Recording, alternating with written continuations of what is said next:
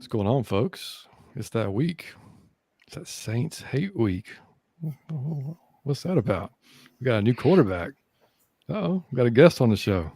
Let's do it.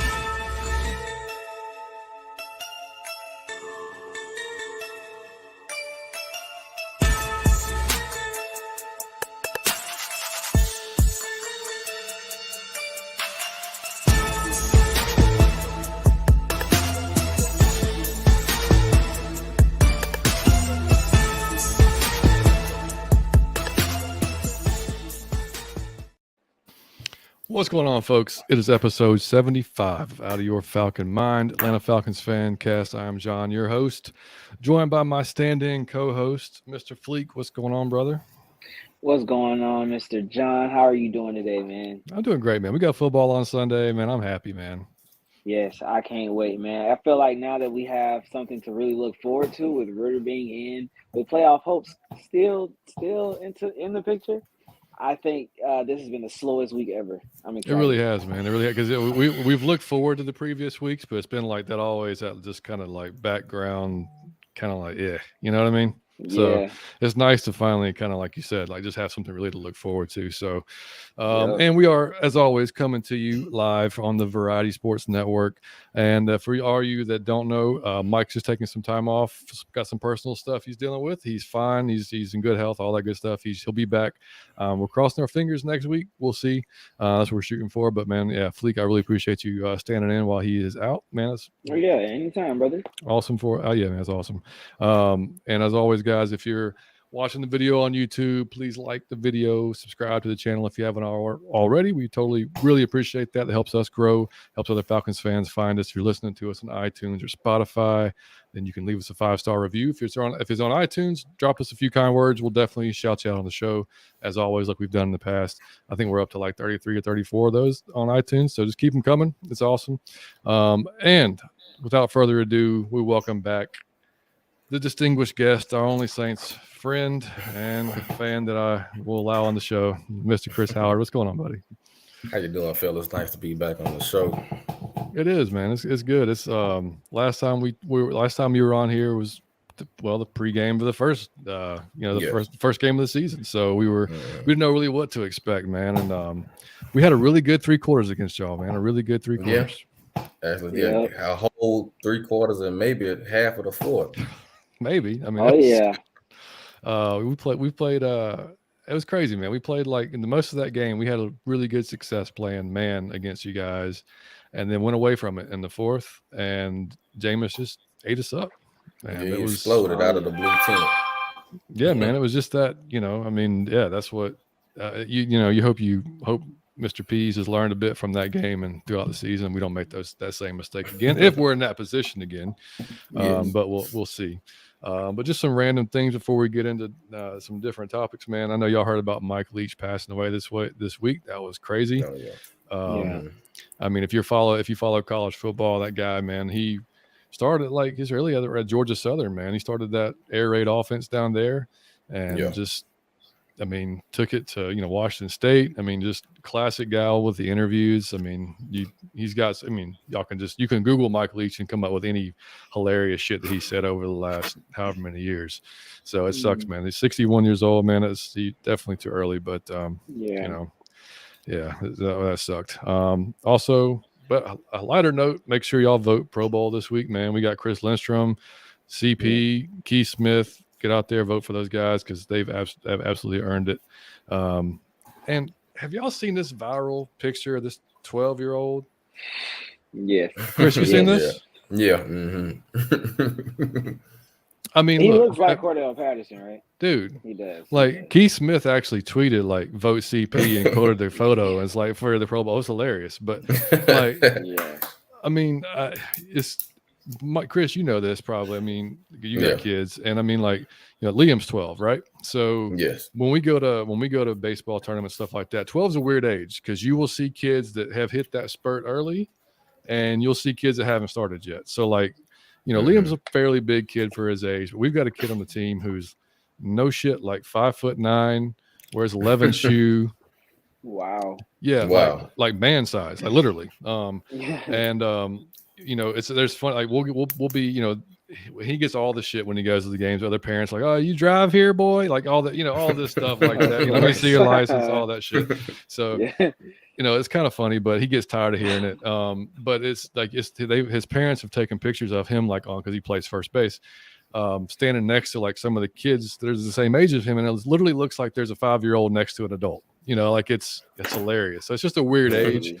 But this dude has a mustache and a tattoo, man. He has a tattoo on his arm. He has like a half sleeve tattoo, right? There's no way. I think it's probably some henna stuff drawn on it. I hope so. But if he's got it's a decent mustache. Like, is it like I couldn't grow a mustache like that. Yeah, I couldn't grow a mustache like that until I was like 17. So like I don't know what's going on with that one. But you know what? I always had this one thing about me it's not really about me, but I went to school with a guy in like 5th grade who had the thickest mustache that I've ever seen until high school. Yeah, he had a mustache. Crazy. Some kids hit it earlier, man. I think Tyreek Hill, he tweeted about it. I was like, man, I'm not letting my kids play football. This is what's going on right now. Because that kid is really 12. Right? Yeah. That was just hilarious. That cracked me up, man. We had to talk about that. And then lastly, man, so this is coming into the last week of the fantasy for a lot of people. And Chris, have you looked at the standings in our league, man? Yeah, I'm number 2, but I'm tied with like 5 other people. Our division is like the NFC South right now. Yes, that's crazy. It's terrible. Like it's bad. Like the number 1 guy is like 8-6, and there's literally 4 of us at 7-7. And then that's crazy. And then the last dude is like 1 game behind us, like 6-8. Yeah. Like it's just the most mid division that I've ever seen for fantasy. And then like the other division, you got a guy that's 12-2, and you got like a 9 whatever. Like it's like they're legit. Then we got our shitty selves over here, like can't even like string together 2 wins in a row. But man, beat each other up. Speaking of that, do you know I was listening to 92.9 The Game today? And I learned that Dennis Allen has never won back-to-back games. Never. Never. His whole career. And I think he's coached 40-some-odd games. Is that many? He's like 13 and 47 or something like that as far as a head coach. So, that's crazy. Good Lord. Yeah.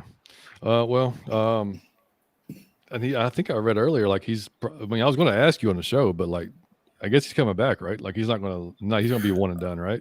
Or 2. No, I don't think he's going to. Only way he's 1 and done if Sean Payton decides to come back and coach the Saints. That's the only way he'll be 1 and done.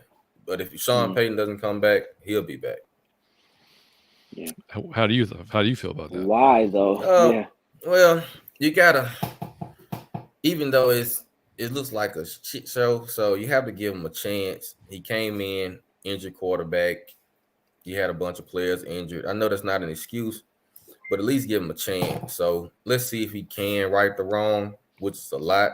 Because if you look at the stats, we're not a bad team overall. It's just like untimely penalties and turnovers that kills us every time. Because we have a couple of our games where we've only lost like under 6. So it's not like he's getting killed out there. We just losing. Like what games that Sean Payton would have won, he's lost them because of his coaching experience. So I give him another year. Yeah, we're familiar with that. I think we've lost all but 1 game by less than like 7 points. It's it's come down to several different things. Defense, quarterback, that type of stuff. But which that just brings us to the next point. So Chris, I know you saw, man, and I've heard a ton of Falcons opinions, and we're going to talk about it for sure because Fleek and I haven't talked about it yet. But did Marcus quit, man? I think he did because I didn't see him get injured in the previous game, so I think he kind of felt a little salty about the situation, and it shows poor sportsmanship because now it shows that you don't even want to help Ritter at all. Like even on the sideline. So he's just like, I'm not playing, I'm out. Yeah. Yeah. What's going on, Big Pop? He said, I haven't been this ready for a Falcons game in a while. Dude, same, that's everybody. That's everybody, brother. Yeah. Yeah, so that was kind of my like. So when the news first came out that he was going to take some time off, he had this chronic knee injury or whatever it was. I didn't say anything at first because you never really know. Like like I was thinking like, I mean, just wait and see how this plays out. I'm not going to jump the gun and say like, yeah, he's a quitter because it didn't seem like that's his mentality, right? Like through his career, like it just seemed kind of out of character for him. So I was like, yeah, I'm gonna wait and see how this kind of shakes out. Now, of course, on the surface, it looks like, oh yeah. I mean, he was told on Thursday morning that you're no longer the starter. And Friday morning, like, my knee hurts, I need to have surgery. Like, so yeah, it seems kind of like something my 12-year-old would say, like, like he tells me on Thursday evening my head kind of hurts, so he can set up Friday morning. He's not going to school, type of thing. So like, yeah, I was like, yeah, man, I don't. It seems a little suspect. I know you got to kind of do what you do, and you have to do what you have to do for your body. But I was thinking, like, if you're starting this week, are you gonna get that surgery still? Like, no. Probably not. No. So because it's supposedly so Arthur didn't go into. They asked him, of course, but Arthur didn't go into specifics because he can't. But he says it's just a minor surgery. Something that players probably have in the off season type of thing. It's been nagging him, whatever. And then part of me thought, okay, maybe this has been actually nagging him, but he hasn't wanted to say anything because he doesn't want to leave. Yeah, he doesn't want to give up his position. Like this is his shot, right? Yeah, see, and that's exactly where I am with it now. At first, I was real heated. I'm like, he quit. That's lame because you could at least stick around the last 4 games to help Ritter get his career started the way you should. But at the same time, I feel like he had something going on with his knee. But he wasn't going to sit any game out because he knew that the second he sat out and Ritter outperformed him, that was it. And this was supposed to be his reclamation project for his career. Like he was holding on to these last 4 or 5 weeks because this was his last chance to be a starting NFL quarterback, in my opinion. Yeah. So he wasn't going – but once he realized that Arthur Smith realized that it was time to make a change, the last 4 games of the season, you put Ritter in there, you're not taking him out, no matter how he looks. For the rest of the season, you're not benching him for Mariota again. He understood that, and I think there was a little bit of salt in there. But I think he was also like, you know what? I just had a kid. I can go ahead and get this recovery or this procedure done and start my recovery right now. Who knows? Maybe he still wants to be a backup somewhere next year, so maybe he wants to speed up that process. It could be a lot of different reasons. I'm not as upset as I was. I just think it sucks that Ritter won't have him on the sideline there. I know he'll have Logan Woodside, which is still cool because he's been in the league for about 3 or 4 seasons now. Yep. But I mean, an 8-year vet, no matter what his accuracy may look like, he still has been in the league. He's seen so many defenses. He's seen so much.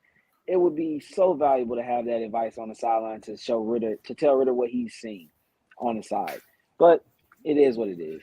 Yeah. Yeah, no, I agree. And I mean, I think that he with what I mean, when they asked Arthur about it, you could kind of tell on his face like he didn't want to talk about number one. Like he didn't want to go in depth about it, but he was basically just saying like they asked him about, would you still want him around? He's like, yeah, of course, I want all the players around, like I would love to have him here if he, but it's and I've got family that live in Nashville and I've got friends that are up there, and we were texting back and forth this week and they were telling me, and I mean, I don't know this because I don't follow the Titans that closely, but they said when he got benched in Tennessee, he was kind of a little bitch about it. Like he was kind of whiny about it, which I didn't know that. I just thought, like whatever, but maybe this is, I don't know, maybe there's more, and every competitor doesn't want to be benched, right? If you're a competitor and you believe in yourself, like it sucks because you have somebody else tell you can't do your job as well as I think this guy can, basically, and so. But I mean, he's a grown-ass man. He's probably hopefully he's seen these last 4 to 5 weeks hasn't been going too well. Like it's been kind of consistently declining. Like I thought we've thought about it after that Carolina game, I thought, okay, that's got to be it. Like, oh yeah, I thought that was it. Yeah, but we still got a few more after that, and so and that's another thing that sucks about it too, man. Like I understand if there is any salt in there, I can understand it. But Arthur Smith gave him, in my opinion, more than a fair shake. Dude, he gave him the fairest of shakes, man. He did. Because he could have been benched week 6, 7. Because at the beginning of the season, he was a turnover machine. He could have got benched at the beginning of the season. And Arthur Smith let it rock for as long as he could. But, I mean, he pushed him to the brink.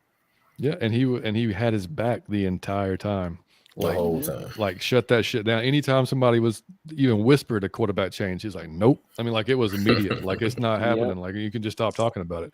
And the players, they were like, no, man, Marcus is, and like we said on the last show, Marcus is, he's such a likable dude. So like, of course, like all the players are going to kind of gravitate toward him. That's just natural, right? But they're all smart too. They're all, like I said, they know this business. They know the game that they're in. It's not like we're not playing rec league. We can't let little Johnny go out there and like give him a season or two, to get back into form because you don't have that time in the NFL. It's you have to make those decisions to win. Win as soon as you can. So I'm not as mad. I'm like you, Fleek. I was really like after a few things, I was kind of heated. Like, man, really? Like you're just gonna walk? And I don't know if y'all saw. I mean, even Ian Rappaport reported about it, and he was like, I haven't really seen this before, to be honest. Like it was it was something new. Like, you got 4 games left. I understand you probably want to start your rehab process, but if it's something minor, you're probably going to be good to go anyway before next season. Right. So like, and we'll get to I watched all of Ritter's press conference. If you guys haven't seen it, go watch it. The dude looks ready, he looks prepared. Looks comfortable. So it was cool to see. But even he said it. They asked him about if he talked to Marcus, if he knew he'd be leaving or what was going on. He said, "Yeah, I knew the situation." And he said, basically the same thing. He said, it is what it is. Somebody, he's got to do what's best for him, take care of his body. But he did say that Marcus said he wished the best for him, and if he needed anything, don't hesitate to give him a call. So like, he's still kind of there for him, but not there for him, like on the sideline, like this is what I see type of thing. Which that's what sucks. Like Fleek said, and I mean. Having Logan there, I mean, he does know Arthur's offense pretty well. And like, Desmond said during that interview, like he's kind of been able to share with Logan what's changed since he's played with them. And Logan's been able to share with him other stuff that he knew from Arthur while being there at Tennessee. So I don't know. I've seen like pitchforks and I've seen people that just don't give a shit on both sides of it. I'm kind of like just whatever. Ritter, he seems ready, man. He seems mentally prepared for it. So I don't know how much that really would affect him or not, having him there or not. It actually might be better because even though I believe that Arthur Smith wouldn't bench Ritter, he doesn't have to worry about it. Like he doesn't have to think, man, if I go out here and throw 3 interceptions, that's it for me. Like you're not going to throw Logan Woodside in there unless Ritter gets injured. And no, you're right though. Heaven forbid that. Yeah, there's no pressure from losing his job. That's for sure. Yeah, I mean, like it's his job now to lose basically going into next season. So, but just getting into that. So looking at what he said in the press conference, man. Basically, he was talking about how they didn't baby him. They were like, he said they were basically treating him like an 8 to 12 year vet. Like he couldn't wear there's no wrist bands. It was like you had to memorize all the cans, all the checks. Just preparing as if he was going to be a starter, which is awesome. That's what you want, and like he in the bye week last week, he had Drake and other guys out there throwing to him,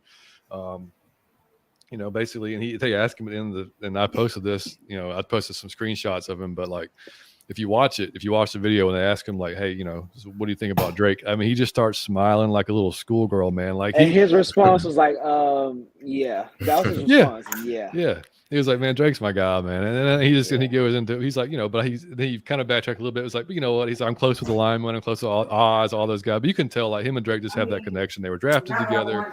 They worked out together, after the draft, all that stuff. So, I mean, they have all that. So, but they both trained with Josh Palmer as well. Yeah, they sure did. Yep. So, I mean, it's all good going into this game, as good as it could be, I mean, and they ask him, about his preparedness and how he's getting better every day. He's getting more comfortable with the playbook. And he said maybe 4 or 5 weeks ago, maybe he wouldn't have been as prepared as he is now, So I mean, of course he would have stepped in because that, things happen if he had to have, and then, you just adjust on the fly. But having the bye week, having this time, it seems like he feels super, super comfortable with it. I mean, I don't have a high expect. I have an expectation of him being better than what we've seen, but I'm not expecting that. I'm not expecting like 300, 3 touchdowns. Like that's not our offense. So I'm just expecting him to make some of the throws that Marcus was not making on a pretty consistent basis. And most of the fan base seems to be thinking that way. Now there are some people out there though. I'm sure you've seen them that are like thinking this dude is going to be like the next coming of, Mike Vick, name your moms, whatever. That's the standard now. That's what everybody wants. Yeah, and you know, and I keep hearing like, hey, you know, he's a third round quarterback, and I don't even care about rounds anymore. Like, I mean, Yeah, Chris, I mean, cause see, I yeah, mean, nah, man. in Fleek, I mean, we're a little bit older than you, but even you, I mean, like, we've watched Yeah, football so long, and if you've watched it long enough, you know that the round you're drafted in doesn't mean a whole hell of a lot when it comes to quarterbacks. No, yeah, no, I yeah, mean, not at you could all. have all arm talent in the world, see Jamarcus Russell, or Yeah, or see Zach Wilson. see Zach Zach Wilson. Wilson, Yeah. see like I mean, you can just name a list of them, you know, and they don't Mm-hmm. succeed. So and they and high draft picks. So like that doesn't bother me, man. Like there's a podcast I listen to with the Braves called 755 is real for any Braves fans out there. It was David O'Brien, Eric O'Flaherty, former reliever for the Braves. And I kind of it's similar to like a pitcher, right? With being a quarterback, because Eric always talks about like he said, man, there's guys that were in minor leagues that were way more talented than he was, like better arm, more lively arm, you know, just more athletic, everything, but they didn't have it between the years. Like, you know, that was the problem, is they couldn't mentally hone in on what they had to do to be successful. And it was the guys that could compartmentalize, you know, when they had issues, fixing the issues quickly, then moving on to the next thing, just like, you know, a quarterback throwing an interception and not worrying about it, moving on to the next play, that type of deal. It's those guys that can mentally process the game quicker, understand what they did wrong, and be able to fix those things quicker, the ones that succeed. And that you can tell that crosses over into football like all the time when it comes to the quarterback position. I mean, y'all agree? Oh yeah, Oh yeah, most definitely. absolutely. Yeah. So I mean, so the third round thing, I don't really, like I said, I don't. He could have been drafted in the first or fifth or sixth. It didn't matter to me. Like I saw what he was in college, you know, and I saw what he did for us in the preseason. So that gives him, of course, that's going to give you hope because he looked very competent, you know. And I mean, and the throws he made in the preseason, I mean, throwing guys open and just the anticipatory throws he was making that you didn't see Marcus make. Like he was making starter level type stuff, you know, decisions, you know. So all that stuff is all points in the right direction. I still don't. You know, you gotta give him some time. These 4 games aren't going to be enough, but you'll be enough to say like we said. I think in the last, I think Fleek, you said you'll be able to tell if he's not the guy after these 4 games. You'll be able to tell if he ain't it. Yeah. Like, then you'll decide to. But I think Riddle will show flashes if Michael Rothstein's piece of writing, which was very very good read if y'all haven't read it. On ESPN about the growth of Desmond Ridder behind the scenes, and he's been doing all kinds of stuff to become better and to grow mentally and physically as a quarterback. And they've been preparing him for this moment, like you said, John. They never handicapped him. They never put training wheels on him. And that was since day one. You know, when Art did his press conference after the NFL draft, he said we didn't bring him here to bring him along as a rookie. We brought him here to bring him along as an NFL quarterback. So, you know, that's what they did. He was, you know, gracious enough to have 13 weeks to sit and watch before he had to, you know, be put out there. But, yeah, man, I think the preparation has been good for him, and I think he'll actually have a solid game. Like you said, I don't expect 350 yards and 4 touchdowns. That's not even our offense. Like, I don't know who would have that stat line playing for Arthur Smith for real. Unless you're like in the shootout with the Bengals or something. But yeah, man, I just want Ridder to take care of the ball. I want him to make good decisions because I know he can make the throws.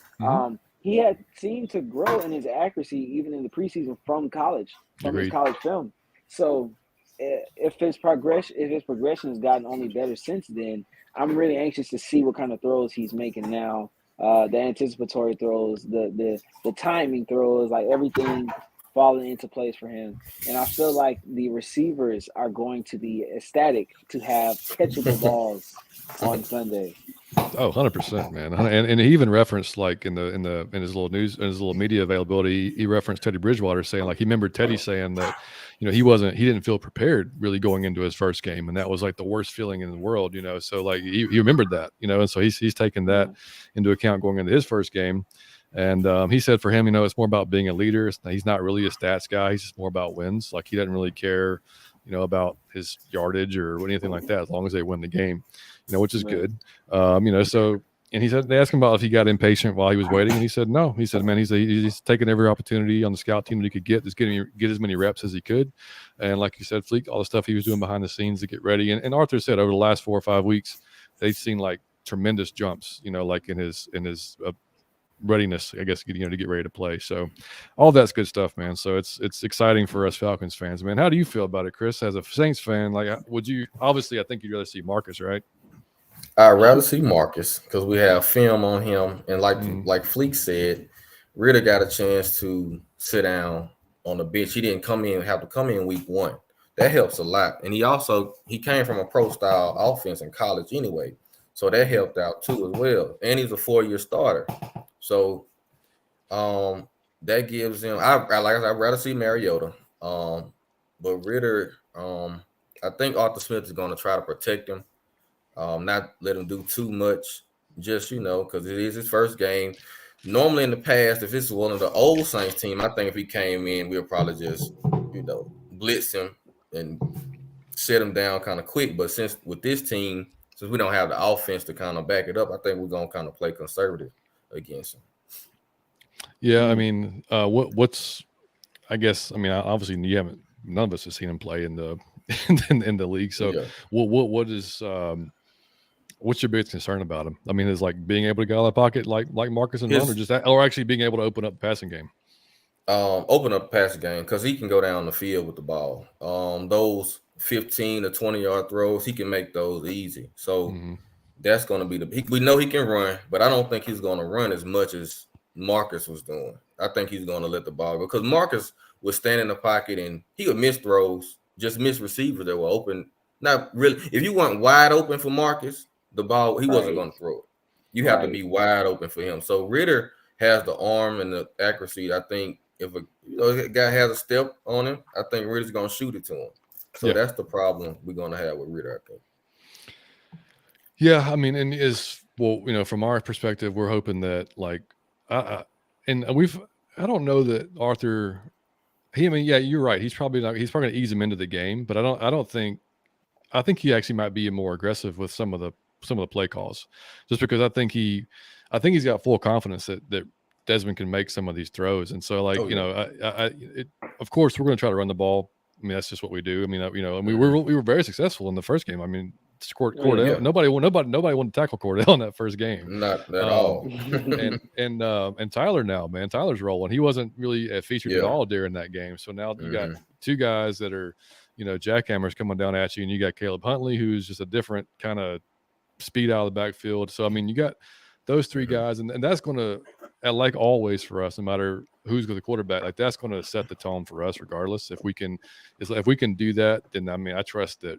Like we said in the beginning, like Desmond can make those throws, those 15 to 20, and then take a few shots downfield, man. If it's there, because I mean that's one thing, and maybe not to Damiere Byrd or if it is like on a go, okay, fine, but not a jump ball. Like if you're gonna throw a jump ball, throw it to Drake or somebody that's actually got some height on them that can do that. And see, that's gonna benefit Drake London so much with having Ritter in, and it's because he's not afraid to throw you the ball in tight coverage. And Drake London was notorious at USC for dunking on people. Yeah. And he, when he's covered, he's still open because his catch radius is so wide. So, Ritter is not going to be afraid to try to fit a ball into Drake London. Well, that's what killed me too about people talking about Drake's separation. That's not – he gets separation by like you said. I mean, like Mike Evans gets separation. Like Mike Evans is not the fastest guy in the world, but he knows how to use his body and his catch radius. Yeah, exactly. Like the dude's a monster, and he's got giant hands, and like he like you said, Fleek. I mean, he can get those. Carrie, what's up? She said, "What's up, John and Fleek? I'm late, but is that an Aints fan? I've never met one I like, but if John has you on the show, then respect, Chris. Hi, Carrie. Carrie. And for anybody that doesn't know, I guess I should do a little backstory there. So Chris and Mike and myself all worked at the same spot for about a year. And so that's how we met Chris. And Chris had moved here from Louisiana. How long had you been here before? 2000, Katrina, 05. Right after Katrina? Yeah, so yeah. Mm-hmm. So we just all kind of met and kind of connected. And so when Mike and I started this podcast, we reached out to Chris and said, hey, man, you'll come on and talk about the Saints with us. And that's just kind of how that started. And now it's just become like a tradition. Every time we play the Saints, Chris is going to be on. It's going to be a guarantee. So, So it's fun, man. He's a great guy. Even like I said in the little short I did, even though it's a Saints fan, man, great guy. And he's LSU. Obviously, he's wearing an LSU hat. I'm an Alabama guy, and we have a lot of texts to go on during the season, man. It's I wasn't happy this year. He was happier than I was. Finally. Without Joe Burrow, it was amazing. I don't know how it happened, but it happened.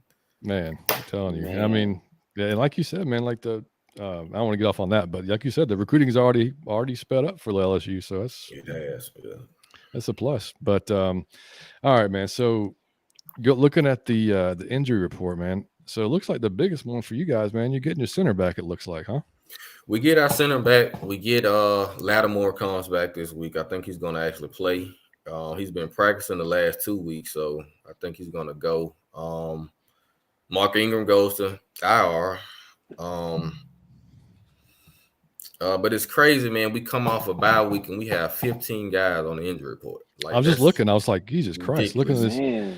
Yeah, I mean, it's crazy. Zach Braun did not participate. JT Gray full. Juwan Johnson limited. Cameron Jordan limited. Like you said, Lattimore limited. Ryan Ramczyk. He did full participant today. Yeah. Mm-hmm.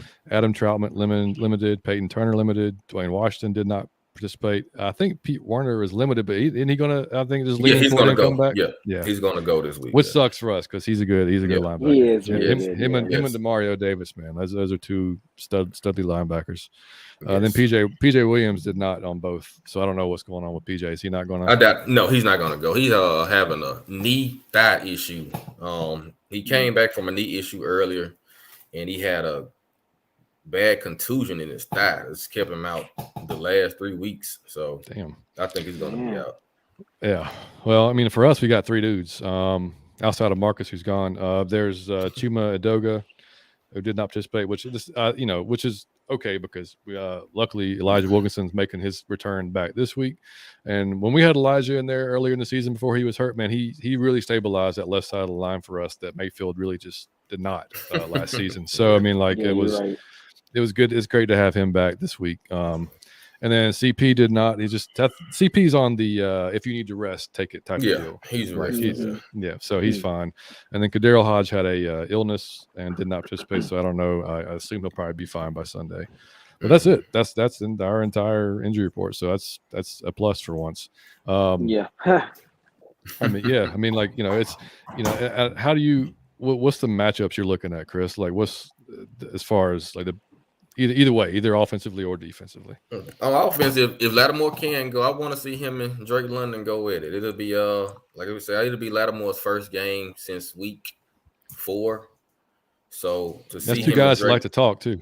Yeah, to see them go at it, that'll be pretty good on offense. On defense, it's always the matchup with who's guarding Kamara for me. Even though they hadn't been using him as they should, I always want to see who's guarding Kamara on what Dean Pease is going to have. So, and I watched Dean Pease's press conference earlier, and he said over the bye week he went through 900 some odd plays from this season, and literally broke down like what was good and what was bad, because he said that he's called some things that he's liked over the years that's not really working right now.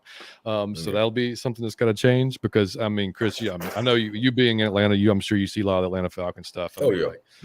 We haven't been good on third down at all season long, period. And and they were talking to him about the 3rd and 1. Or about third down in general, and he was like, well, it's a lot of 3rd and 1s, 3rd and 2s. He's like, and most time people complete that, which is true, but I'll be honest with you, we give up a lot of 3rd and 8s and a lot of 3rd and 9s too. It's unfortunately, but like, so I mean, he's right, but and then he's like, that tells you your first and second downs didn't go very well. I mean, most things haven't went very well for us this year on defense. Other than the points, like we give up, like we said every week, it's maddening because we don't give up a lot of points, but we allow the opposing offenses to hold the ball forever. So it just limits our opportunities, which kind of that's the thing we've got to get better at. So we have one of the worst 3rd down offenses. So I want to see how this going go pair out. So what about you, Fleet? What matchup you looking at? Oh, I'm looking at Drake London and Marshawn Lattimore. Yeah. That because I forgot that Marshawn may not go, but that's what I've been thinking about for the reasons you said. Like Drake London loves to let you know, like, I ain't going nowhere. And I know Lattimore is not taking anything. So like I just want to see them. I just want to see them jostle. I just want to see them talk because I believe it'll be a good matchup. But just overall in the game, I think the key for the Falcons is to protect the ball. Don't lose the turnover battle. You know what I'm saying? If we could force a turnover to an interception or a fumble, that's always a plus. But I feel like we have the best chance to win when we take care of the ball and limit penalties. Like, just don't shoot yourself in the foot. Yeah. You know what I'm saying? Don't kill yourself. Definitely. Yeah. I mean, I'm looking at one of the ones I'm looking at is AJ and Chris Olave. I think that's going to be a hell of a matchup because AJ, he has issues sometimes. Like, I mean, what's his name? Ate him up the first game. So Michael Thomas. Yeah. Michael Thomas. Yeah. So he does a little bit better with the smaller guys. He just because that's he just does. I mean, he's a physical guy, but he performs better against some of like the Olave style of receivers. So that'll be interesting, man. And then also, it sucks for us that you get your center back because like that Grady I think was probably ready to eat with some backup center, and like he did well in that first game too. Yes, he did. I mean, granted, now we're down Taquan Graham now, which sucks because he's on IR, which is what he had, and that was kind of that was Grady's running mate pretty much all season. So, but Grady, I think, can still have some success. We get AK-47 back this week, which will be nice coming off the edge. He's looked really good this year and promising. So, I mean, quarterback wise, man, we haven't really talked about this. Are you on Jameis? Would you rather have Jameis in there? Or are you the Red Rocket or neither? He does well. If I don't have that option right now. But Andy hasn't played terrible, man. He hasn't lost any games, but he hasn't won us any either. Right. So that's the problem with Andy. So I wanted to see Jameis get another chance if he was healthy. I did want to see him get another chance because the first few games, he actually broke his back against the Falcons in the first game. But he kept playing the next 2-3 games. So I wanted to see him get another shot. But Andy, man, he doesn't turn the ball over a lot. He doesn't make too many mistakes, but he doesn't do anything that's going to win us the game. He's a game manager at this point. Yeah. I just don't want to see Taysom Hill line up at quarterback. Oh my gosh. Oh, it's coming. It's definitely coming. Bro. Well, by now, I hope to God they know that he's going to run the ball if he's lined up at quarterback because he does it every time. And every time we had no idea that was coming. And he runs for 35 yards. We could not stop Taysom. I told so now watch him throw this week. Actually, he probably threw it. Actually, a Saints fan. So I always tell him, like, bro, like the only way Taysom Hill is stopped in a Falcons game is if the Saints stop Taysom Hill. If they just stop calling exactly power, that's the only way they stop Taysom Hill, bro. If he just stops running. That's exactly right. We have to get Taysom. Taysom has to have at least 10 to 15 plays, man, for us to be successful on offense. That's just how it is. If he doesn't have those 10 to 15, we lose.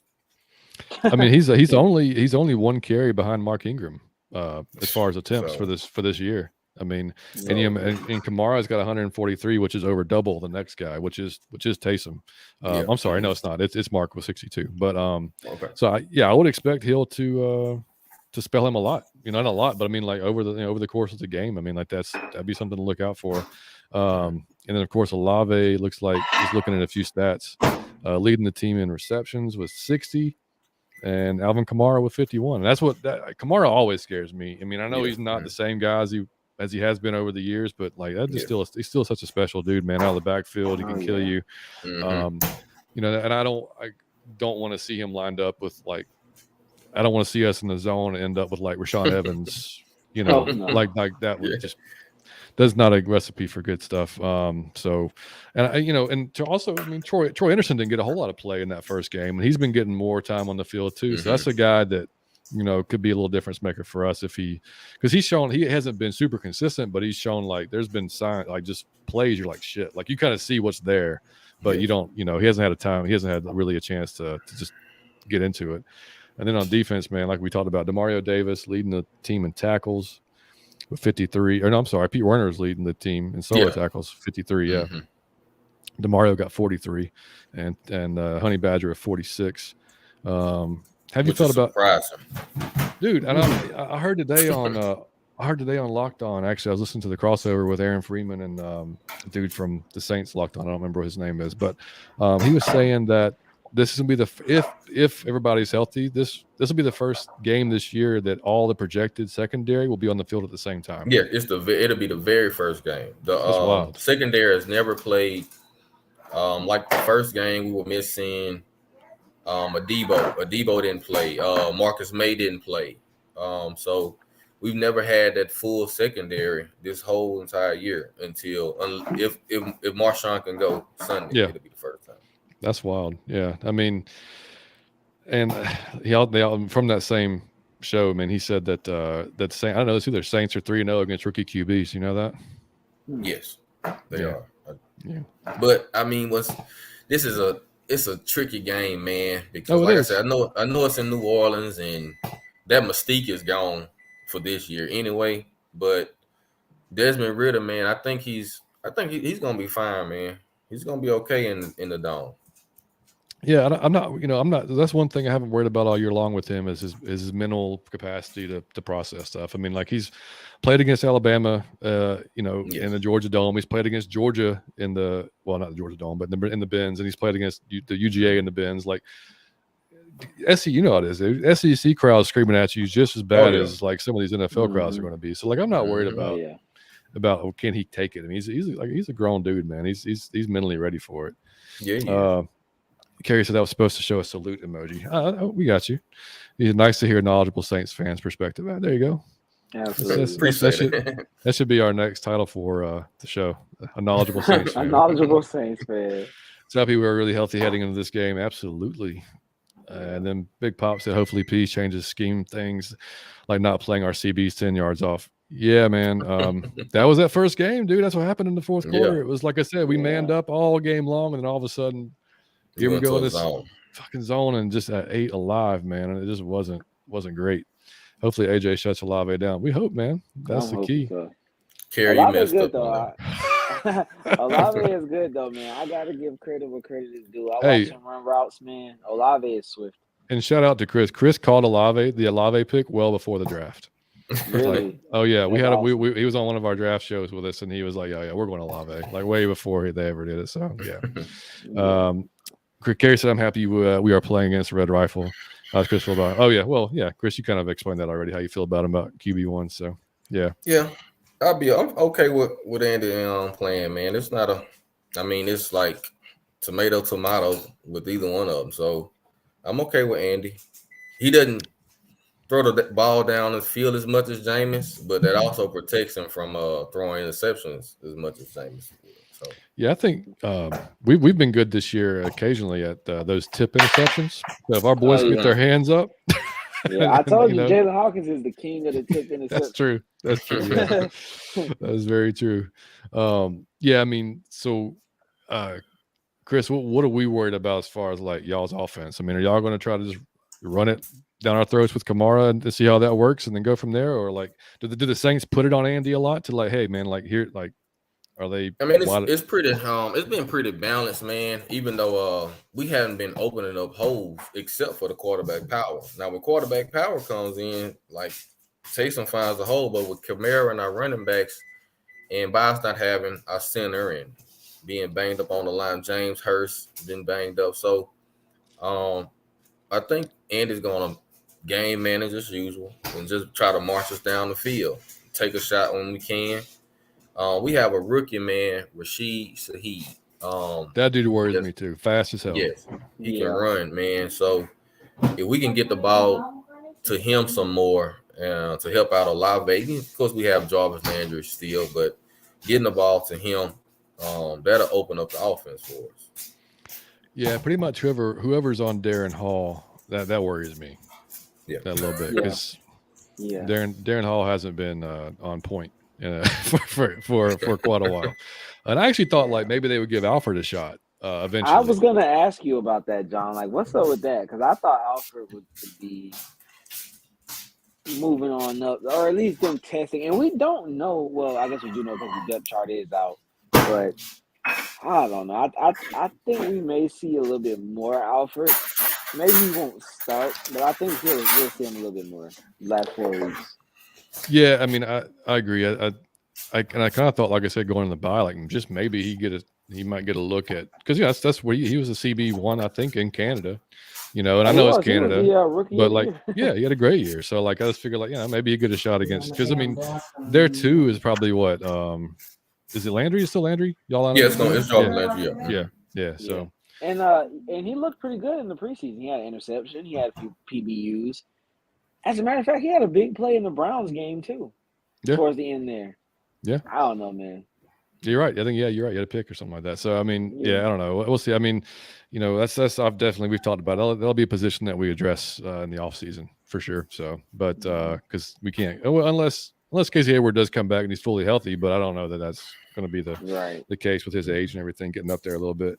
So I mean, what you think as far as defensively, man, they're going to just come down and try to like most teams do, they're going to come down and just try to see if Ritter can beat him with his arm and just kind of like. I don't think they're going to blitz as much because we hadn't been blitzing a lot this year anyway. Because our secondary hasn't been together, so we may change it up since the secondary is back. But I think we're going to probably try to get to him with the front four just to see how he reacts to that. See if he's going to run as much as because Mariota was if that first read wasn't open, it was kind of like tuck and run. So Ritter's going to go through progression. So if that becomes a problem, then we're going to have to send the dogs at him.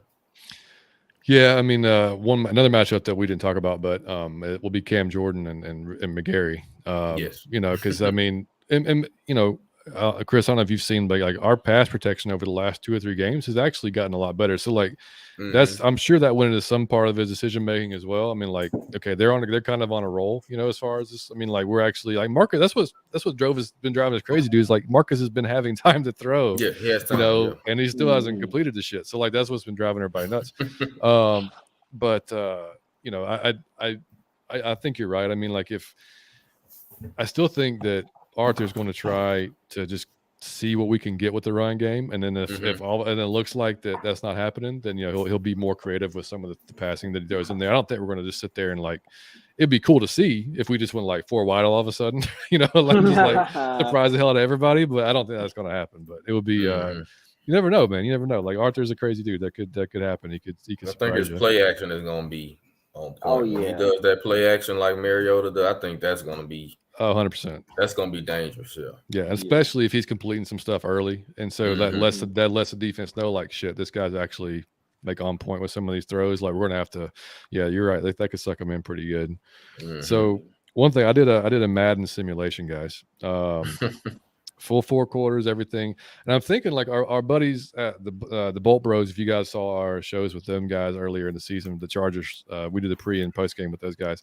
So one thing they do, actually, Kyle does a full simulation, but he does it live. So like he streams it, and people come on, chat with him. So that's something that we're thinking about doing next season. That'd be just something cool during the week, like just something fun to do. So I think we're gonna do that. But so I did it for this one though. Didn't work out great for us. I got to be honest. The final score was 22-14 to the Saints. But if y'all were interested in Ritter's line, dude, the first 2 plays of the game was Kamara for like 13 and Kamara for 18. Like nobody. And I found myself getting pissed watching the damn game, like watching the simulation. I was like, "What are y'all doing?" And I'm like, "Damn, I'm watching that." Look at that. My son was like, "You're an idiot." So that was fun. And he was talking to his friend on the phone on his iPod. He's like, "What's wrong with your dad?" He's like, "I don't know. He's an idiot. He's watching the Madden game." That's always cool. 12-year-olds think you're morons. So Ritter did go 22 for 34 for 265. Oh, okay. I'll take it. That's a lot of throwing for a first game. Yeah, he had 1 touchdown and 1 pick. So I mean, like, hey, who knows? And looking at some of the other ones, Kamara was 20 rushes for 98 yards, 4.5, and he had 2 TDs. Yeah. So Andy Dalton had 11 attempts. Like, wow. What? 11? Y'all had Saints with total offense was 375, 164 rushing, 211 passing, and we were 311 total yards, only 46 rushing yards. Man. Oh, well, you know what that is? Madden doesn't respect Tyler Algier yet. So when CP gets off the field, Tyler Algier just running for 2 yards. Probably right. Yeah, and the passing was 265. So, but granted, like we were down at halftime 13-3. So like I think, and it was doing a lot of passing. I think trying to get catch back up, so they weren't running a lot. But yeah, who knows? But yeah, so anyway, that's just something that like I said, I'll probably do a simulation for the rest of the year and just kind of see how that goes. But yeah, next season, like I said, we'll probably look to do that like just during the week, do like a Friday simulation or something like that. Something you guys can look forward to. So man, like after that simulation, what do y'all thinking the score might be? Chris, we'll start with you, buddy. Oh wow, this is such a tough one, isn't it, dude? Because we don't know. It's because I don't know. I really don't know how we're gonna come against Ritter, and is he gonna? I think that first quarter is gonna be like, man, what? Like it's just a total filling out thing. Like, what are they doing? Like, and we'll be the same way. Like, what are they doing? And like trying to make those adjustments throughout the game. I'm gonna go 21-17 us. I figured. Fleek, what you say? I gotta keep the same prediction I made yesterday. I said 24-17 our way. Oh wow, look at that. Close. All right, so I commented on y'all's show because y'all know Mike. He never predicts us to lose, and normally his score predictions are just like, we're going to score like 100, and you guys suck. And so I think I said, what did I say for Mike? 41-21, something like that. I think you said like 41-20 or something like that. Oh my god! Yeah, I just figured that's something Mike would say. So I was like, all right, Michael's do that. I'll say that for Mike. No, I'm gonna go. I'll go 31. I'll say a coup kick, 31-28. That's what I'll go with. We'll go. Okay. Yeah, we'll say. So we'll see what happens. I mean, it could go, and I could go. I don't feel strong about that either way because it could go like it's gonna like Chris says, you just don't even know. ATL Peach, what's going on? She said, I say 27-20. Yeah, that's cool. Falcons, of course. I knew that. Of course. Yeah, I say that. So we'll see, man. I like I said, it's gonna be a fun game. I haven't been this excited all season, man. I gotta be honest. Yeah. Like I just want to see what I want to see what the guy has, and see how we're going to call this game, and it's his first experience. It's going to be rocking down there. It's going to be loud as shit like it always is. Fans, the Saints fans know it's his first game. I mean, they're going to be trying to get as loud as they can. So like it's going to be a hell of a challenge for him. But I think, like I said, he dude, I'm just going to put it out there in the universe so it happens. If he beats the Saints in his first career game, and then beats Brady at the end of the season. Bro, legendary. I said the same thing. Oh my gosh. Yeah. I mean, also on the Cam Jordan. The Raptors. Seriously. Yeah, for real, Chris. For real. I meant to say when we were talking about Cam Jordan for a little while, Cam Jordan made a living off of sacking Matt Ryan. I do not need him to start that with Desmond Ritter. Okay, he did. So I'm gonna need Caleb McGarry to be on his P's and Q's on Sunday. Well, at least Desmond's feet's not stuck in quicksand, though. I mean, like he can, right? He can get out of there, man. And Chris, one other thing, man, y'all don't. I was looking at the at Spot Track. Y'all ain't got one defensive tackle signed next year. So far, we don't. Not at all. We don't have one D tackle under contract next year. And I would be okay if Onyemata wants to just like come up the road a little bit. I mean, like. Well, I think we're gonna sign him back, but besides that, that's definitely a need. I thought we should have addressed it this past off season, but I guess they thought Shy Tuttle and the other guy was gonna fill in, but it's like we play a 4-3. It's like we play just with 3 D linemen. The other guy's just there. So the other guy's just there. How are you feeling about free agency or the draft? Like, which way you going to go, or what y'all looking to fill? We don't have a first round because we gave that to the Eagles. So I forgot about that. Fleek just got happy. That's all that smile. That gives them right now they have the 5th pick of the draft if we keep on this level. So that makes the Eagles strong. Damn these Eagles. God dang. Wow, right. How'd y'all do that, man? God dang. Oh, we already got to watch Jalen. I got to go watch Jalen Hurts up there and ball with Devonta, man. Yeah. I know that's tough. So I want to say a quarterback in the 2nd round since but I know this sounds crazy. I want a quarterback, but I don't want a rookie quarterback under this coaching staff, if that makes sense.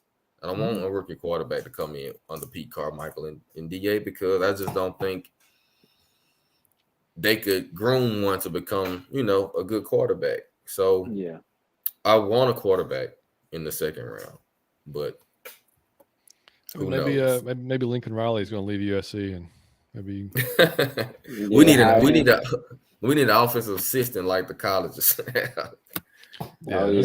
And I think this upcoming quarterback class outside of the guys that are,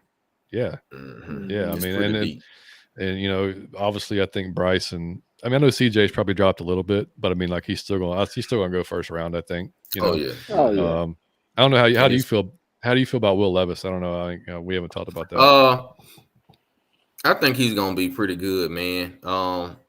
Playing against the SEC like that, I think he's gonna be pretty good. My thing is, if we had Sean Payton, I would love to go after Stetson Bennett. I know it sounds crazy, but he's the same size. Can you imagine us? Can you imagine you and I having this conversation like a year and a half ago? Like I would have been like Stetson Bennett.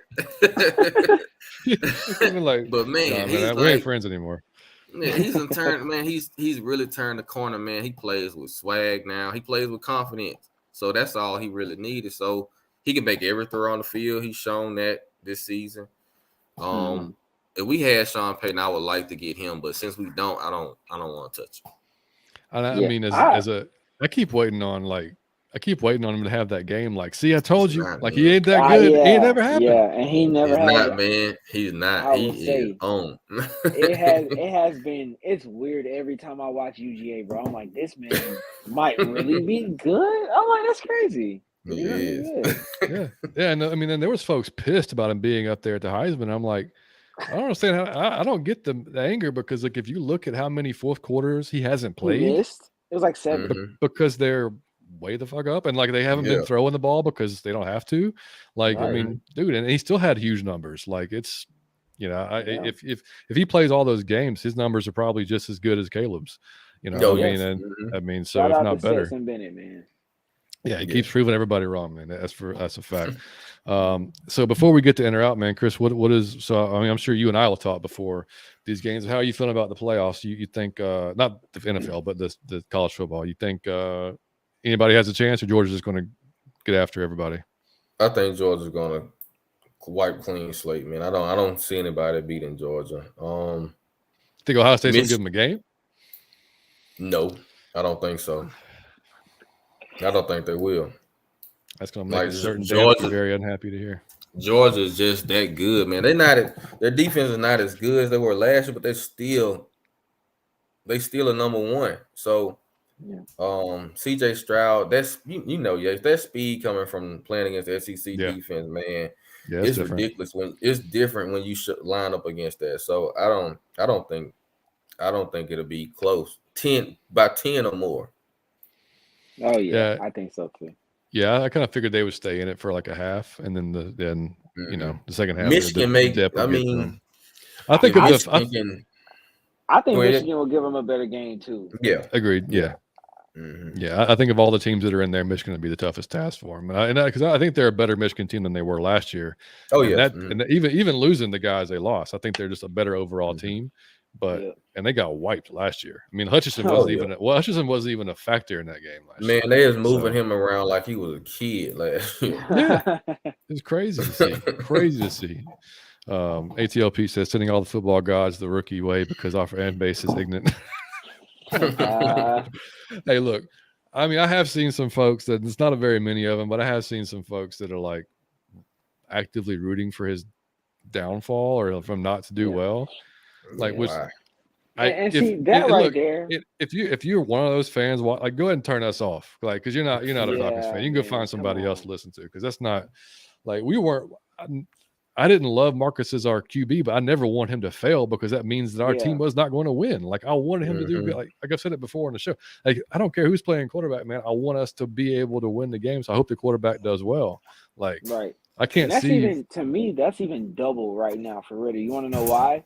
Because the best case scenario for the Falcons is for Ritter to hit. Because that cap space that you get next year and the year after it's ridiculous. Do you know how much money you save by finding a quarterback in the third round rather than having to pay a guy $40 to $50 million? Because that's what these contracts are demanding now. Upper 30s, lower 40s at the minimum these days if you're signing a guy to a decent size or decent term contract. Yep. If Ritter is good, you save that money for at least 3 years. Yeah. And that's where your Super Bowl window opens. Yeah, 100%. And all the folks that are wanting like Lamar Jackson, like dude, I mean, of course that sounds great, but you just got out of cap hell, man. Like we literally just got out of cap hell. Then you're right back in it again. That was like all of your cap space money. Yeah, they say you have 72, you're giving Lamar 50. So it's like, all right, well. That's it. You sign him and another receiver or something. That'll be it for the cap space. That's it. Yeah.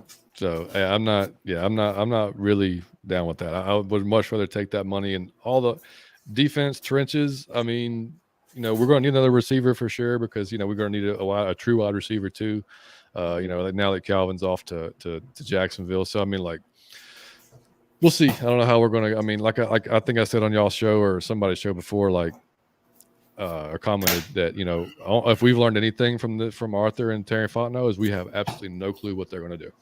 I mean, like we could think what they're going to pick and they just go the opposite direction. So like, I won't be surprised if like, and Chris, I don't know, you haven't probably, but like around Falcons world and Twitter, like Bijan Robinson's been like the most polarizing. Like, are we going to take Bijan Robinson at like 10 to 15, somewhere in that range, and stuff. So I don't know, man. Like, I don't think y'all really want to go that route with, because I mean personally I don't know. Like I would be kind of upset by it for a little bit and then I get over it because I know like how good he is, but like with the I just have a hard time looking at how well we do now with a 5th round back. You know what I mean? Like I know he's not. We miss a little bit with the top end speed. But if you're going to keep doing the running back by committee thing, and I don't really care. Like I've heard people say like, you don't have that running back one. I mean, do we really need a running back one? Like, do we have to have like that one guy? Like, you don't need that in the offense that y'all run. You just need a guy, and Patterson does well. So when he's in the game and Aldrich comes, I mean, you don't really need a RB1 per se. Yeah, like the Falcons drafting Bijan Robinson is like little baby visiting an ice box every other weekend and upgrading that piece of ice that he's already had. It's like, that's a nice piece of jewelry, but like, do you need it? No, you don't need it. Yeah, you don't have to have that. Yeah, that's my thoughts too. Like like I said, I'm not going to say I didn't think we were going receiver last year, and we did. So I mean, I wasn't shocked, but I mean, I was kind of surprised. I just thought we would, with all those edge rushers up there, and we were going to go one of those guys. Yeah. But we ended up working out just fine, so I'm good with it. I'm not upset with how he's been drafting. So I'll put my trust in him because they've done well with the first 2 drafts outside of like a couple of guys, which you're not going to hit on everybody. That's just the way it is. ATL Pete said, "Y'all are speaking facts." Hey, we try. Native Desmond going to own this Aints. Ooh, man. Oh my God. Chris going to leave the show if y'all ain't careful, man. He's just going to all of a sudden be gone. All right. So we'll get to a little bit of in or out, then we'll get out of here and close the show. We're done up an hour now. So if y'all don't know, on the pregame show, me and Mike and I always play this game, in or out, and it's real simple. It's just Fleek and I will say something that can be anything football related or not, and then we'll all answer. We in or out, elaborate on it, nothing, whatever. Just have some fun with it. So first one, guys, from me, turf fields need to be outlawed, and NFL needs to go to all grass. You all in or out? I'm in. Go grass. I'm in on that. The turf is beautiful, but man, it's killing the knees. I'm 100% in, man. 100% in. And I see like the owners talk about the cost. I don't want to hear that from you guys, man. Y'all billionaire owners.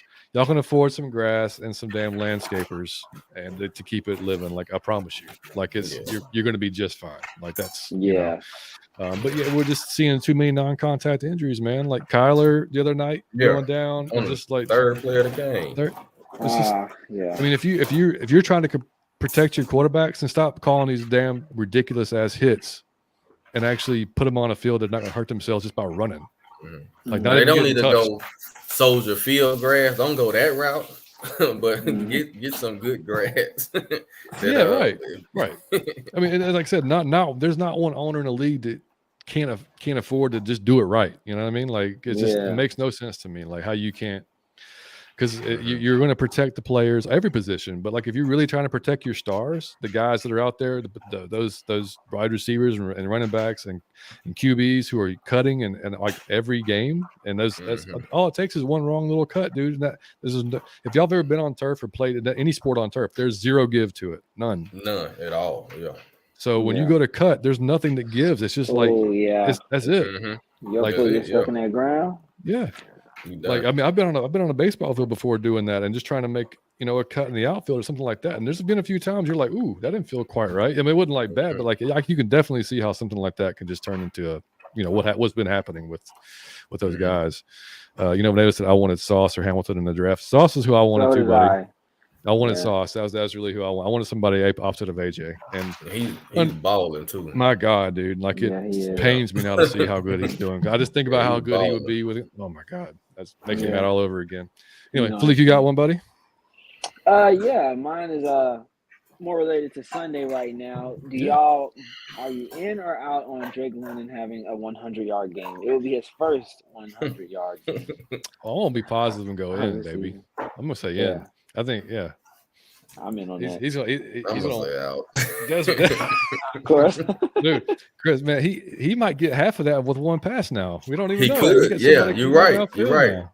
He may go up. I think I saw on Prize Picks the over-under for him is like 46 yards. I'm going over. He'll have that man all 3 or 4 slants because Desmond's he's gonna give him chances. Yeah. So at least 7 to 8 targets. So that's what I'm gonna say. Agreed. For sure. All right. Next one.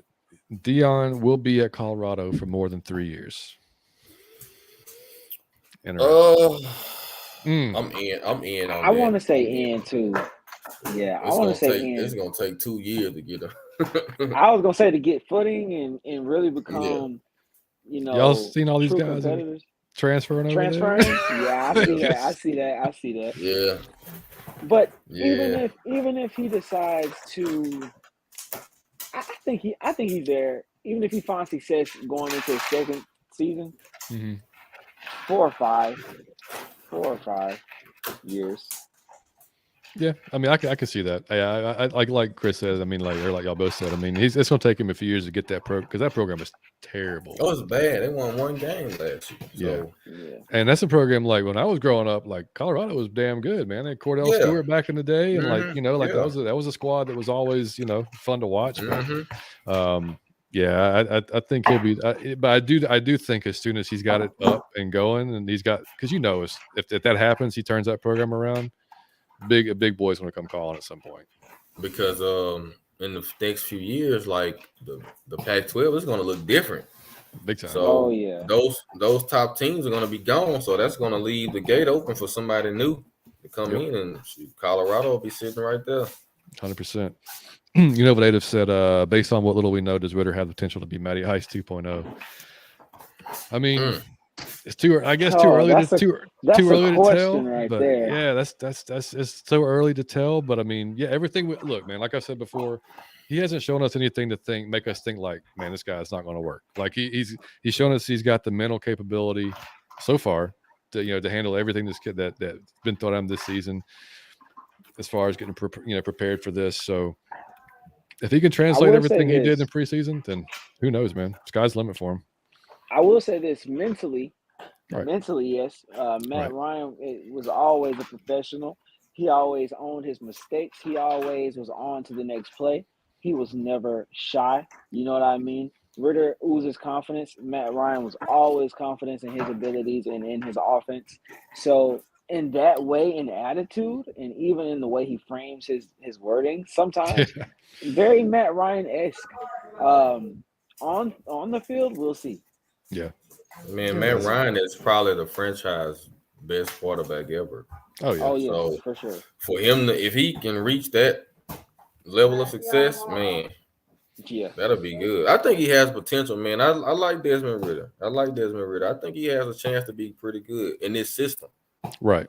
Well, and it's all about systems. So right. And I think a lot of that goes with who is the coach here, because if Arthur's here for a while and he's not going to have the same numbers Matty had, because that's just not going to be. They'll never be our offense. That's just not what Arthur does, which is fine. I don't really care, dude. Like, I'm good if it's working. Like, I'm all about I grew up in the 80s and 90s with this ground and pound freaking offenses. So I mean, like, I'm totally fine with that if it works. And I think Ritter's a guy who could be successful in an air raid type of offense too, because I mean, he can throw, like you said, he's got the arm, and I think he could do it.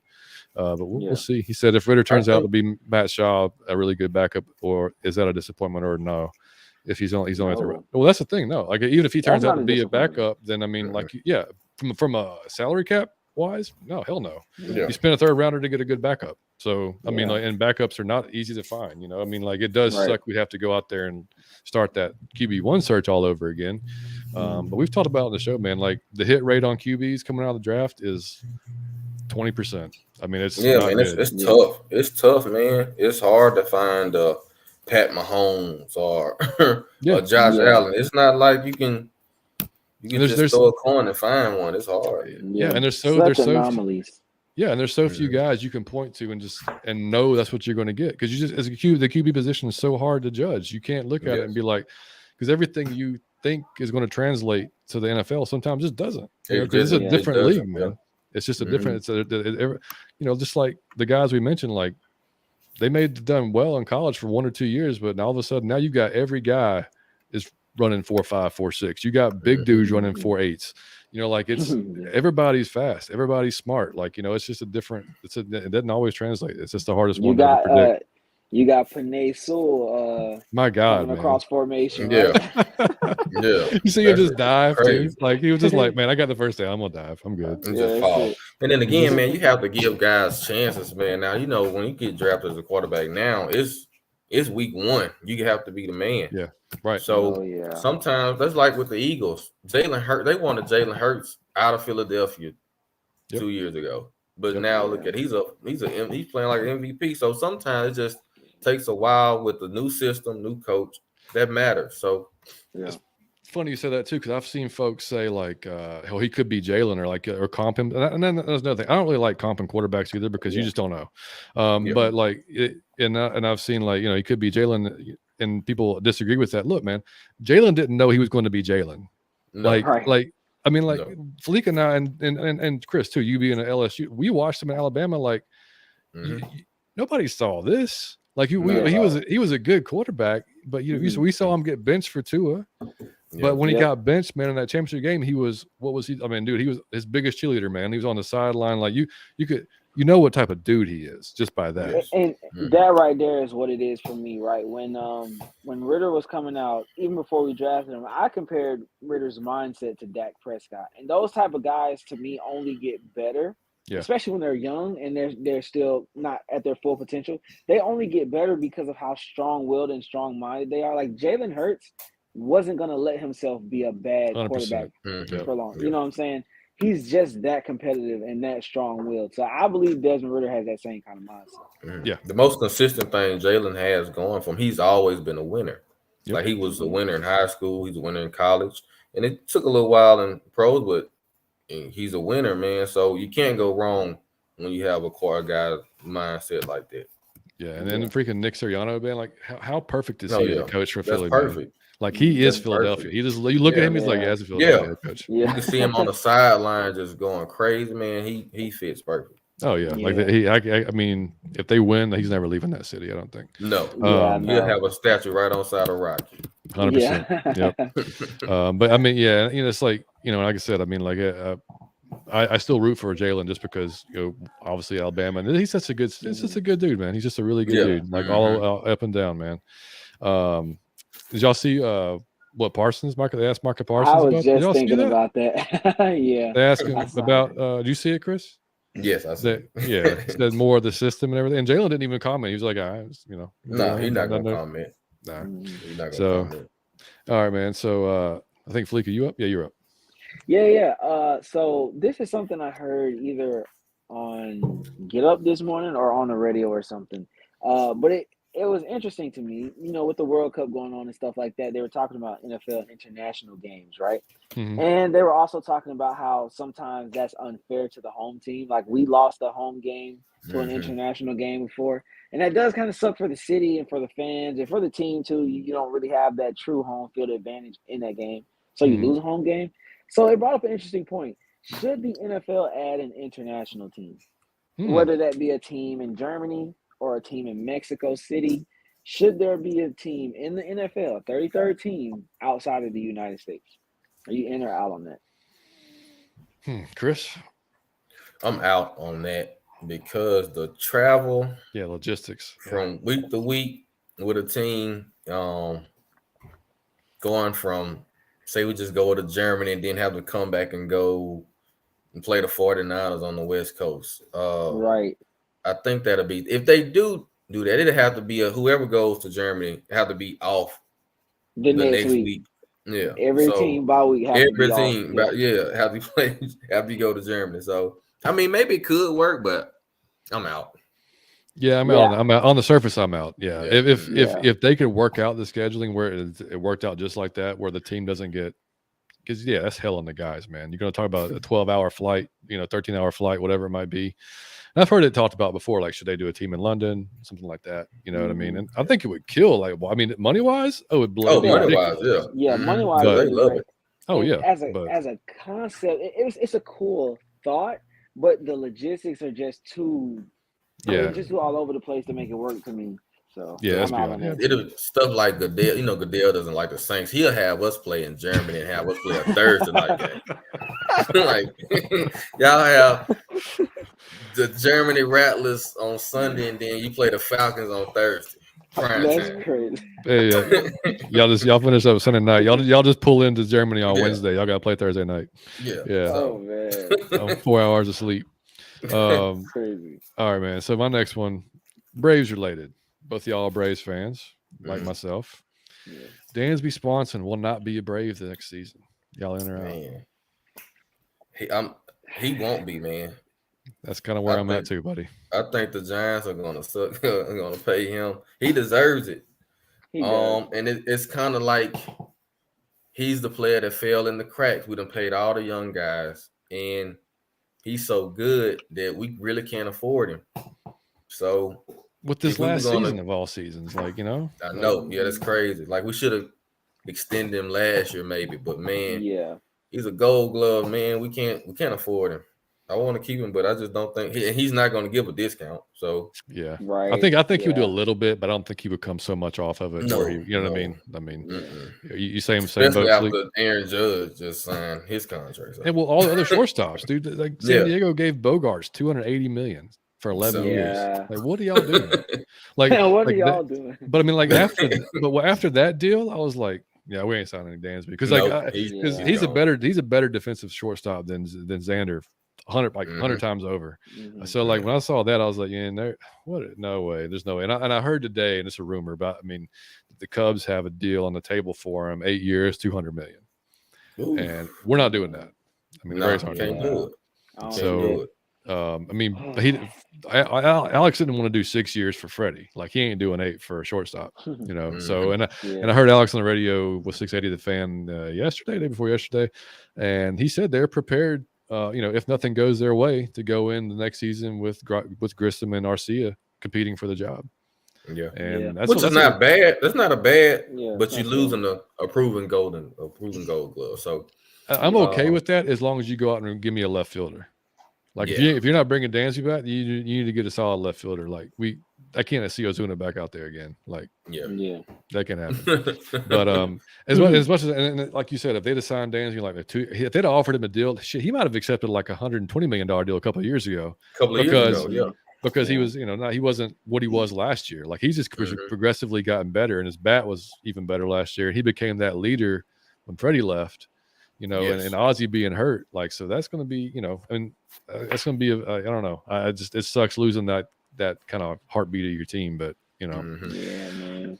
We'll see what happens. Carrie said, talking about the expansion on the NFL, she said, I'm out on that. I do like that we are expanding the NFL to games outside the U.S. Football, or we call it soccer, is so big worldwide. It's nice to show other countries American football. 100%. Yep. Yeah. Yeah, absolutely. I agree. All right, Fleet, you up next, buddy. So this is going back to the on the field now. Our guy AJ has allowed like 9 yards over the last 3 games per PFF. I'm using those numbers. And so I like AJ Terrell a lot as our top corner. Do you think AJ Terrell catches an interception this game? Because one thing about AJ, even when he had his elite season last year, he only had 3 interceptions, I think. Yeah. So he doesn't really, he's not really a ball hawk. But do you see him catching an interception? Wouldn't it be his first?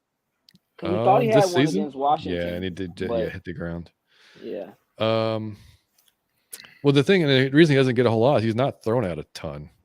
So, and that's going to be the thing this game is like, how much are you really going to, and I mean, I know you're going to, like, I'm sure Dalton's going to want to give Olave chances because he's their best receiver. But I'm going to say out. I want him to be, I want him to get one, but I'm going to say I'm sure you're out. Not because it's this, but he's going to be, of course, he's going to be on Olave. And Olave, they line him up all across the field. So he's not going to be outside too much. So he may not get targeted as much. So that's the only reason I'm out, because he can ball. He's a dog. So that's the only reason I'm out. I don't think he'll be targeted as much. Yeah, I agree. Agreed. Yeah. Hopefully we can tackle better than we did last game. Hopefully that's that could be something that they worked on during the off. That would help. Just having tackling dummies out there and just wrapping up, like something like that. Not just running into dudes and thinking they're going to fall down. All right, man. So this has absolutely nothing to do with anything. Are y'all in or out on sleeping in past 10 a.m. on a weekend? I can't do it anytime. I can't. My body won't allow me to do it. I wish I could. I used to be able to do it. I can't anymore. But like I long for those days where I could back in the day. Man. But you know what? No, I don't, because I've been so much more productive since I've been waking up early. Like even though I'm not sleeping as much, I'm getting a lot more done. So, Chris, you? I mean, my body won't allow me to, man. Even on Saturday, it's by 7:30 I'm up. But during the week I'm up at 6. So my body won't allow me to. I wish. If I'm asleep past 10, I'm sick. Something wrong. Well, the reason I ask is like my wife and I are both like night owls, right? So like, we've always been like we were together in college, and we stay up like way late, 2 a.m. watching shit. And in college, I mean, you can sleep in if you got the right time classes, right? So like I mean, it was nothing for us to wake up at like 11:30, noon, you know what I mean? Like, especially after a party or something like that, 1 o'clock, you know what I mean? Like, so, but then Chris, man, like you have kids and like that stops, like you're immediately, like you're up as soon as they're up. And, and my kid has like this internal alarm clock. Like he's got to get up it's gotten a little bit better, but like, he's like 7 o'clock, 6:30. Like he would get up 100% if he could do it. Like I had to like give him incentives to stay in bed. Like that's like Jameer is. Jameer is like he every morning. Man, I had to like we had to like basically on our Xfinity app like turn like the PlayStation off so he can't use like the PlayStation like until like certain time. Like, dude, I'm not turning it on until 9:30 or at least, and he's old enough now. Like I ain't got, like when he was younger. We had to wake up when he woke up because he'd get into shit, like I don't want him to get hurt. It's like, but like now that he's older, like he can get up, and make his own breakfast and stuff like that. So, last weekend, man, I don't know. We stayed up late watching. Y'all seen Dark on Netflix, by the way? I have not. What dude! A mind-bending freak. Y'all gotta watch that. That's crazy. Anyway, Dark. Dark, yeah. So anyway, we were watching that late. We woke up. I didn't notice it, man. Like 10:45. Looked over. I was like, what?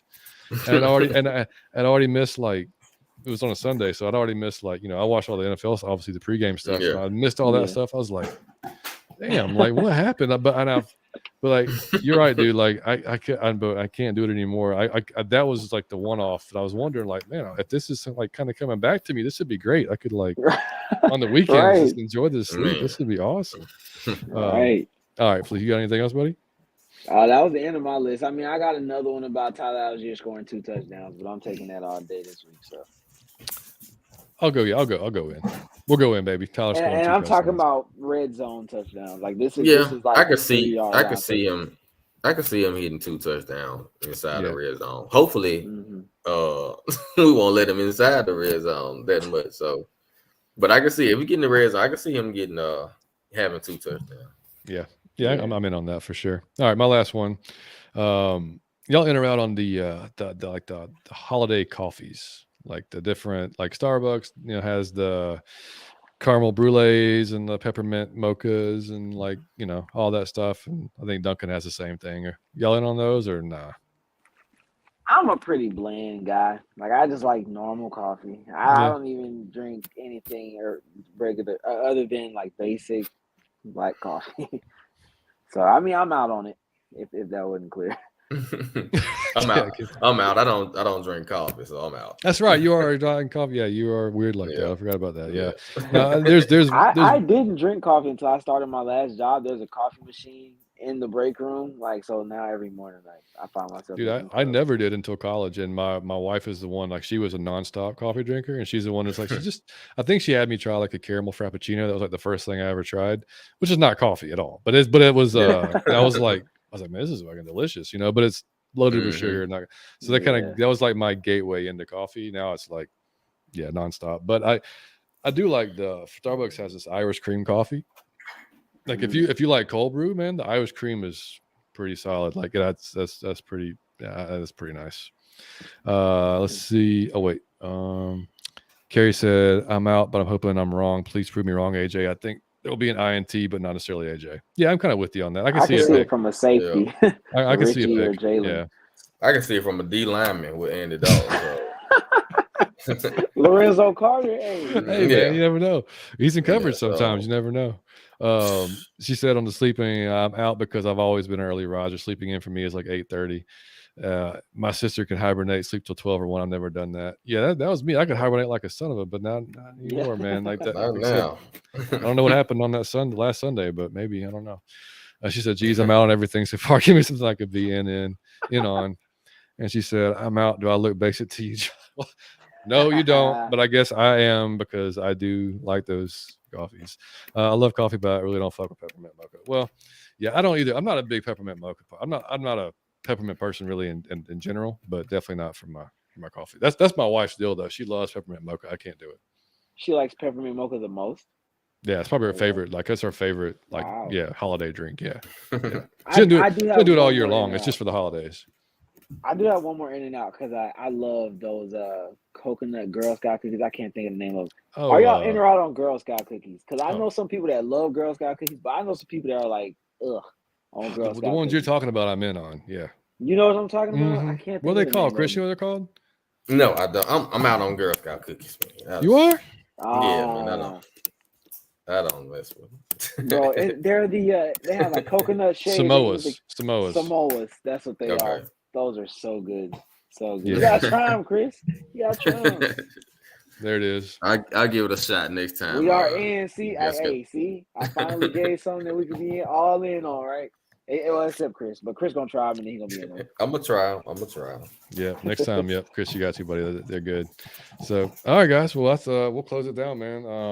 About an hour and a half now. So, hell of a game on Sunday, man. Like I said, I think we're all excited about it. I'm sure Chris, you and I'll be texting at some point during it. And throughout it, and if one of us stops texting, it's probably not going that well for one of us. Yeah. So, most definitely. It's just typically how it goes. Gary said, "Good night, y'all. Great show. Nice hearing from Chris too. Appreciate it. Thank you, Carrie, as always. Greatly appreciated, Gary, as always. Yeah, so we'll be back. Fleek, I don't know, man. You want to try to do Sunday night after the game, or you want to? Do you know your schedule yet, or what? Depends on how the game go. No, Let's wait. No, I don't know, man. I'm down. Let's wait. Could not. Yeah, let's wait. Let's just see. So we may do a post game show on Sunday evening. If not, then it'll probably be Monday, and we'll figure out a time. And like I said, Mike might be back next week. Crossing our fingers, we'll see. I'll let y'all know as soon as I do, or he'll tweet it out or something like that. But he did tell me to let everybody know that I appreciate y'all thinking of him and everything, and like I've gotten some messages, and I know Bigelow said shout out to him and everything last time he was on with us. So he appreciates all that. So anyway, guys, again, we appreciate you watching and listening to us. Again, if you're on YouTube, just drop a like for us. It helps us out so much. Subscribe to the channel. Keep telling your friends about us, because we just keep growing, and that's what we want to keep doing. And on iTunes, Spotify, drop us a 5-star review, like I was saying. You can always catch us there. And we look forward to Sunday and getting a win and continuing on this 4% chance we have to make it the playoffs. How about that? So, Chris, man, we appreciate you coming on, Chris, man. Really. Who that? Yes. I gotta say it every time. Brother. Every time, man. So I gotta get like the little, like, what's the little machine? What's it called? With the little edit thing?